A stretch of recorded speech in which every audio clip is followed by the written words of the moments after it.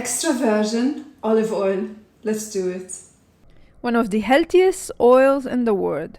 First step is to collect the olives from the tree. This is done either manually or using a stick. Now the olives fall on the blanket along with some leaves. So first we're gonna do some initial separation and we're gonna collect whatever left into big bags, and we take then all these bags of harvest into the second stage, where we're gonna wash them and clean them, and we're gonna press them. So this is they go into this conveyor belt where they get cleaned thoroughly several times, and so we wash them at least 5 times to make sure they're completely clean, and then the leaves will fall alongside the conveyor belt in here, if you see them there.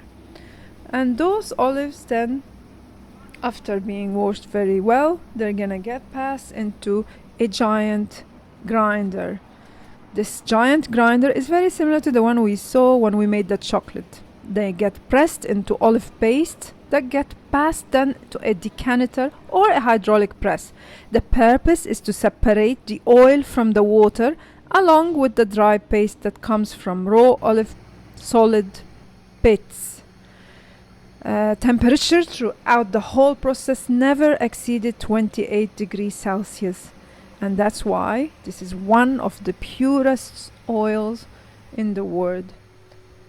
Now with the leftovers from the leaves and the pit, this is normally be pressed into be used in chimney.